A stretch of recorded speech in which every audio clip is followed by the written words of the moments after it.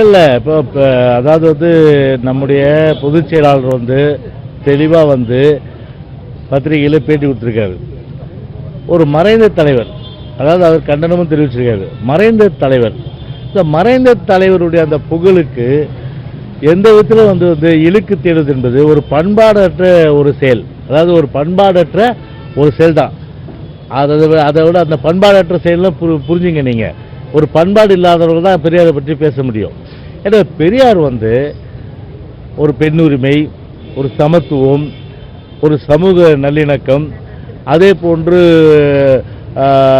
அந்த வேறுபாடு காட்டக்கூடாது, ஒடுக்கப்பட்ட மக்களுடைய அவருடைய குரல், ஒடுக்கப்பட்ட மக்களுடைய மேம்பாட்டிற்காக அல்லும் பகலும் உழைத்தவர், பகுத்தறிவே பண்பட்ட நெறி என்று தமிழ்நாட்டுக்கு பகுத்தறிவு ஊட்டியவர், எழுத்து சீர்திருத்தம் கண்டவர். இப்படி அடிக்கிறே போகலாம். இதையெல்லாம் பார்த்தீங்கன்னா மறந்துவிட்டு ஒரு பெரியாரை சிறுமைப்படுத்த வேண்டும் என்ற அந்த ஒரு கீழ்த்தரமான எண்ணத்தை எந்த நிலையில் அனைத்து இந்திய அண்ணா திராவிட முன்னேற்ற கழகத்தை பொறுத்து அனுமதிக்காது.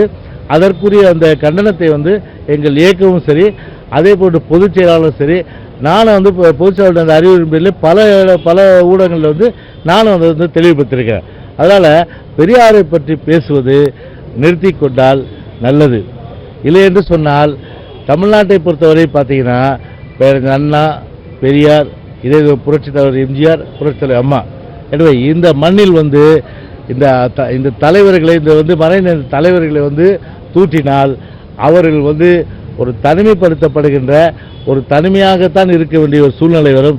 அரசியலில் அவர்களுக்கு எதிர்காலம் என்பது தமிழ்நாட்டை பொறுத்தவரை இருக்காது.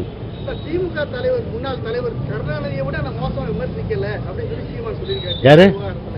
பெரியாரை பற்றி திமுக முன்னாள் தலைவர் ஏங்க நாட்டில் நான் அதே சீமான் கேட்குறேன், நாட்டில் எவ்வளோ பிரச்சனைகள் இருக்கு இன்னைக்கு, எவ்வளோ பிரச்சனைகள் இருக்கு இன்னைக்கு விலைவாசி உயர்ந்திருக்கு, அதை பற்றி பேசுங்க. சட்ட ஒழுங்கு மோசமாக இருக்கு, அதை பற்றி பேசுங்க.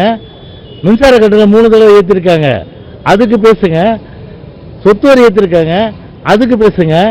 வீட்டு வரி ஏற்றிருக்காங்க, அதுக்கு பேசுங்க. பால் விலை ஏற்றிருக்காங்க, அதுக்கு பேசுங்க. பாலியல் வன்கொடுமைகள் தலை தூக்கின்னு இருக்கு தமிழ்நாட்டில். திறந்த டிவி வச்சிருந்தா பாலியல் வன்கொடுமைகள் தான். அண்ணா பாலியல் வன்கொடுமை தமிழ்நாட்டுக்கு ஒரு தலைகுனைவு, அதை பற்றி பேசுங்க.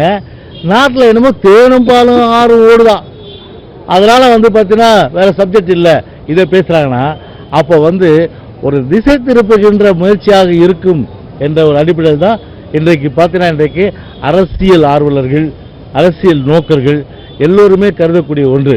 எனவே இனிமேலாவது சீமானுக்கு பெரியாரை பற்றி பேசுறதை நிறுத்திட்டு இனிமேல் பசியும் பட்டினியுமா இருக்கின்ற மக்கள், விவசாயிகள், நெசவாளர்கள், தொழிலாளர்கள், மீனவர்கள் செத்து பிழைக்கலாம். மீனவர் விவசாயிகள் செத்து பிழைக்கிறாங்க.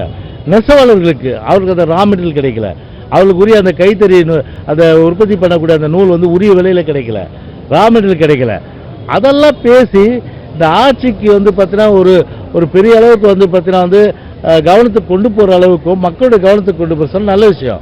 ஆனால் மறைந்த தலைவர் அவர் எவ்வளோ விஷயங்கள் பார்த்தீங்கன்னா பெரியார் பொறுத்தவரை தான் 100% அளவுக்கு நல்ல விஷயங்கள் பண்ணியிருக்காரு. அவர் சொல்லாததெல்லாம் அவர் சொல்லவே இல்லை, சொல்லாததையெல்லாம் சொல்லி இப்போ மக்களை திசை திருப்ப வேண்டிய அவசியம் சீமானுக்கு ஏன் ஏற்பட்டது? அதான் இன்றைக்கு மக்களுடைய கேள்வியாக இருக்குது.